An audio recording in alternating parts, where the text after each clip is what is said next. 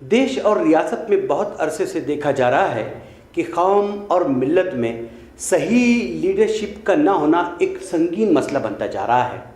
जिस पर गौर व फिक्र करना मिल्लत के रहनुमाओं और दानिश्वरों पर फ़र्ज़ है और मौजूदा वक्त की अहम तरीन ज़रूरत है। सबसे पहले मिल्लत के रहनुमाओं को लीडरशिप के चुनने के पैमाने को बदलने की ज़रूरत है। अब तक मुशाहिदा ये रहा है कि लीडरशिप की जिम्मेदारी उन्हीं लोगों को सौंपी जा रही है जो अमीर हैं या तो दबंग किस्म के हैं, जिसका खमियाजा कौम को ये भुगतना पड़ रहा है कि ऐसे लीडर मनसब पर पहुंचने के बाद मतलब परस्त बन जाते हैं और कौम और मिल्लत का पुरसाने हाल कोई नहीं रह जाता। हालांकि हकीकत तो ये है कि कौम के दानिश्वरान चाहें तो सही और मुत्तकी शख्स को उस मनसब तक पहुंचा सकते हैं जहां से अवामी खिदमत के बड़े बड़े काम लिए जा सकते हैं और अच्छाई की दावत का सबब बन सकते हैं। वैसे देखा जाए तो मिल्लत के रहनुमा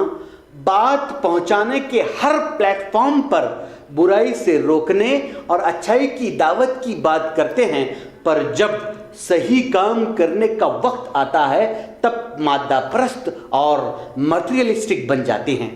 ये भी नहीं सोचते कि इससे कौम और मिल्लत का कितना बड़ा नुकसान होता है और आने वाली पीढ़ी को इसका कितना बड़ा खमियाजा भुगतना पड़ सकता है, क्योंकि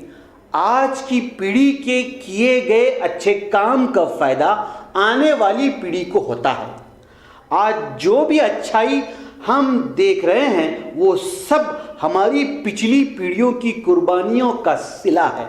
हम सब जानते हैं कि हमारे बड़ों ने हमारी सुख शांति के लिए अपनी जान, माल और वक्त की कुर्बानी दी है। आज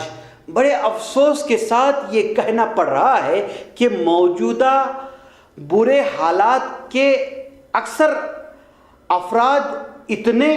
मादापरस्त और मतलबी हो चुके हैं कि अपने मतलब के लिए कौम व मिल्लत को तबाही के दहाने पर ला खड़ा कर चुके हैं। अक्सर देखा गया है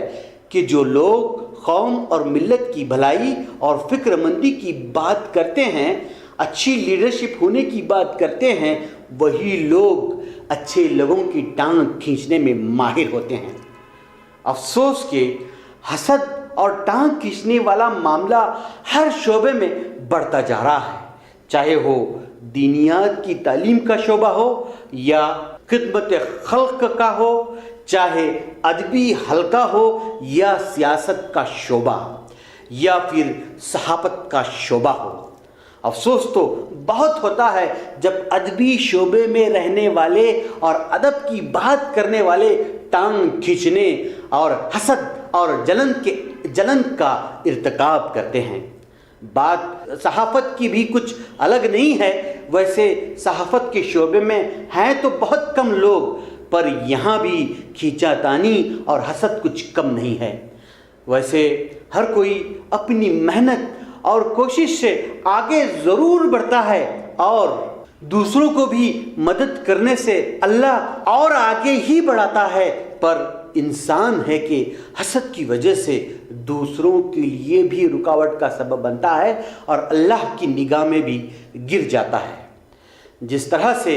देश और दुनिया में हालात चल रहे हैं, ज़रूरत इस बात की है कि मादा परस्ती और टांग खींचने वाली हरकतों को छोड़कर, अपनी अना और ईगो को छोड़कर खुद भी अच्छे कामों में आगे बढ़ना है और टैलेंटेड लोगों को उनके टैलेंट के हिसाब से आगे बढ़ाना है। तब जाकर हम अपनी और आने वाली जनरेशन के लिए कुछ करके अपना हक अदा कर सकते हैं और यही अच्छाई को देखकर आने वाली पीढ़ी हमको अच्छे नाम से याद रखेगी, वरना अपना नाम कौम को बर्बाद करने वालों में शुमार हो सकता है।